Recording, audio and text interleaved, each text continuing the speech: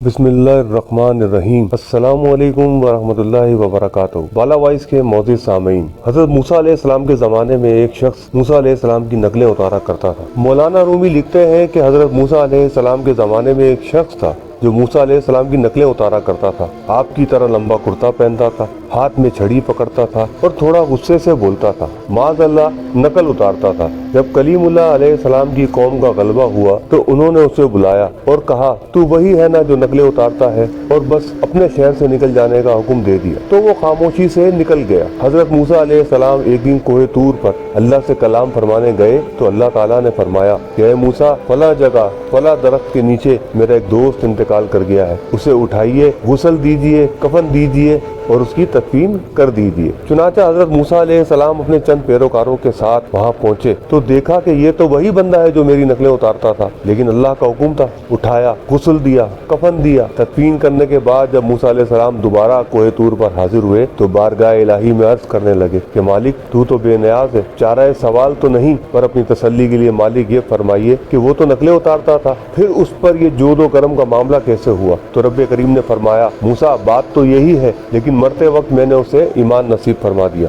और वो तेरा कलमा पढ़ के गया है। मूसा अलैहिस्सलाम कहने लगे, मालिक, इतनी करम नवाजी क्यों हुई? तो रब्बे करीम फरमाने लगे, मूसा, जब वो तेरी तरह बन संवर के निकलता था ना, तेरी अदाएं अपनाता था तो मुझे बड़ा प्यारा लगता था, इसलिए मैंने उसे ईमान नसीब कर दिया। सोचो मेरे दोस्तों, अगर मूसा अलैहिस्सलाम की नकल उतारने वाले पर अल्लाह को इतना प्यार आता था तो नबी करीम अलैहिस्सलाम के रंग में ढलने वालों पर अल्लाह ताला को कितना प्यार आता होगा। अमल होता है या नहीं, कम से कम नबी करीम अलैहिस्सलाम का हुलिया तो अपना ले, अल्लाह ईमान खुद ब खुद अंदर डाल देगा। मगर अफसोस कि आज के मुसलमान अगयार को फॉलो करने पर लगे हैं और अपना इस्लामी तशख्खुस फरामोश कर बैठे हैं। नोट, इस पैगाम को दूसरों तक पहुँचाएं ताकि अल्लाह किसी की जिंदगी को आपके जरिए बदल दे। जज़ाकल्लाह।